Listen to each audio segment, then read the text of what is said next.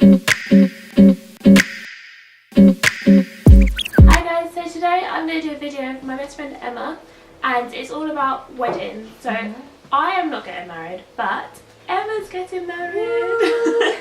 She's getting married next month, so I thought it'd be really good to do a video all about how she's planned the wedding and tips that she has and just her ideas, how she's planned her beautiful wedding that we can't wait to attend, and yeah, what she would do if she did it again. Okay, exciting. Well, hopefully I won't be doing it again. Okay, so you got engaged when? I got engaged on December the 19th, 2014, so we are now on May the 16th, 2015. So it's not you haven't had like loads of time to plan it? No, yeah. What was the first thing you started to plan? Like once you got engaged, what was the first thing you were like, I need to do that first? My first thing, I think I read loads of wedding magazines because everybody gives you magazines when you get engaged. I think everybody says to get your venue first. Okay. So that's what we did. We kind of thought, right, as soon as you choose your day, well, yeah, you choose a day or choose a rough time that you want to get married. Like season or? Yeah, so we kind of said any time between June and September. Okay, and what have you left to the last minute? Last minute, the cake. Okay. We left that really late. Is Haven't that actually properly sorted out yet. Got 6 weeks to go. Is that because you thought you'd do that last because that was maybe the least important thing, or is it just because it's the easiest thing to do? I think, well, we know who's going to make the cake because we've got a family friend to make it, so, and she knows when the wedding is, so I know that she knows to keep that kind of area free. You can't make a cake in advance anyway. Yeah. She'll have to only make it a few days before or a day before or whatever. So that's one of the things that I've kind of thought, oh, I can kind of leave that for a bit. Like in regards to budget, because you and your fiance are both quite young still, so Yeah. how did you decide on what budget you would have, and how have you like stuck to that without, going crazy? The budget is one of the hardest things because as soon as you start to set your budget, you start to realise the things that you can't have. Right. And then That must be annoying. Yeah, it's really annoying. So I think actually, as well as getting a venue, set your budget first. That's what you should do first, because then your imagination doesn't run away with you before you know what you can afford. In my head, I could quite easily plan a £5 million wedding. It's so easy to go that expensive. But yeah, you just need to set your budget. And then we found that we kind of looked at rough, like other people's weddings and how much they spent, and we kind of got an idea of what we should be spending. It's to stab in the dark, because it could be anywhere from, there's like weddings that cost £4,000 and there's ones that cost £1 million.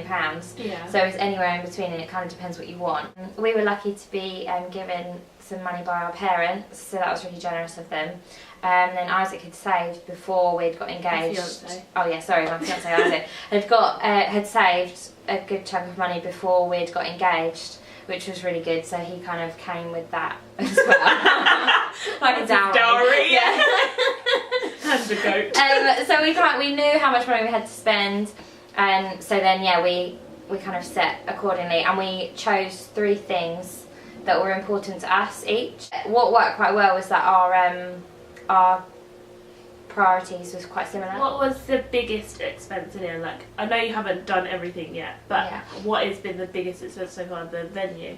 Yeah, the venue is the most expensive, because we've got a venue that everything is in one. So we've got the ceremony there, the wedding breakfast there, we've got the evening reception there, so everything is there. We've got staff and they make all our food as well, so, and all of the drinks, so it's everything all in one.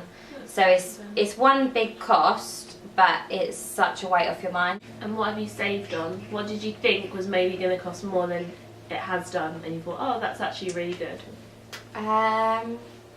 Bridesmaid dresses were really good. So I had lots of help from my lovely bridesmaids. Keisha is one of them. So we managed to get dresses on ASOS.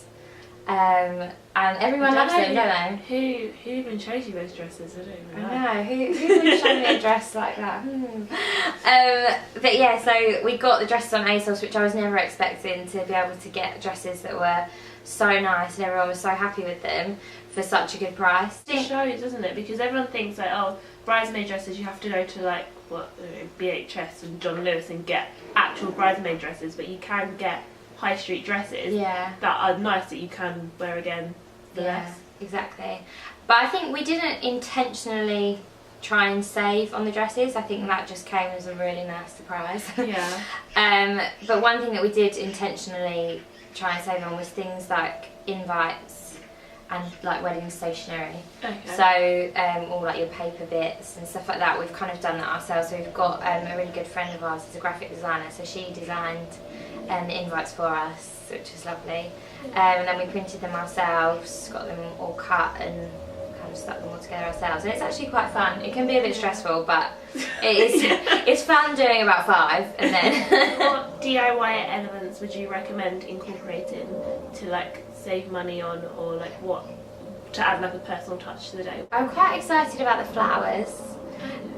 So we're getting a florist to do the bridesmaids bouquets and my bouquet and the corsages. No, what are they called? Buttonholes? Buttonholes, yeah. Not corsage. We're not wearing corsage, we're not at prom. We're going to get lots of like wild flowers from Covent Garden Market, new Covent Garden Market. We're going to go out like 2 days before. Me and my mum are going to go early in the morning. And we're just going to kind of put them in little vases and have them around the church, and not the church, but the barn, and around in the evening and everything. So there's lots of nice little bits. Where did you get the most inspiration from? Because you said that people give you a lot of wedding magazines, but like obviously now there's like loads on the internet and everything. So where did you find the biggest inspiration? I know this is probably really cliche, but Pinterest is my life. Pinterest is my life. I love Pinterest. Honestly, it's so good because you can have an idea of what you want, and I think I had the idea from just because it's my personality. So our wedding's quite, maybe say like rustic, but quite like homely. I don't know if that's really a word. No, but not like extravagant. Shabby chic. Yeah, like shabby chic, but we're not really very like flashy or extravagant, so that wouldn't suit us to have a wedding like that with like chandeliers and stuff like that. So on Pinterest you just type in like a broad idea, so you can type like rustic wedding or something and it'll have so many ideas. Yeah. So I got so much inspiration from there. I really tried to do the whole magazine thing, and I've got like 14 wedding magazines upstairs. But you know when, because you want to do the thing that you imagine that you do when you're little, of like you're looking through a magazine, you cut out all the pictures of things. And Becky did that though, didn't she? Yeah, she did, and I looked through. So our other friend Becky, she got married 2 years ago now. Oh my gosh, yeah. And she had this folder of all this stuff, of like all these ideas that she had, and she passed it on to me. So Monica from Friends. Yeah. So you were saying before, like when you set your budget, Yeah. it made you have to cut stuff out. Mm-hmm. What things did you think, oh, I definitely want that for my wedding, but then you just had to cut it out because it was unrealistic? More people. Honestly, we have a lot of friends and massive families. So braggy. We have a lot of friends. We have a large friendship group. We have a lot of people that like us. Okay, we have a lot of family, and so yeah, I'd always kind of, you don't really think about the guests when you're thinking of how you're going to picture your wedding. You just think, oh, everybody that you want there is going to be there. But when you have to start inviting people to the evening rather than the day, and you're like, oh, I want them to be there, it's really hard. Yeah. And you do have to be so cutthroat, and I think everyone would say it who is getting married, and it hurts because you want to have all of your friends there, and you want to have as many people there as possible because it is one of the most special days of your whole life. Yeah. And you want to share that with as many people as possible, and you've got to get to a point where you set a number and you just can't go over that. Yeah. So we had to get ours down, and we have actually ended up having to pay for a few extra people to squeeze in. Last question now. Oh. Would you do anything differently since you've had how many months? 6 months? Yeah. To plan it? Would you do anything differently? Would you change anything if you did? Not if you were married again, but if you had this time or over if I was again. giving someone advice. Yeah.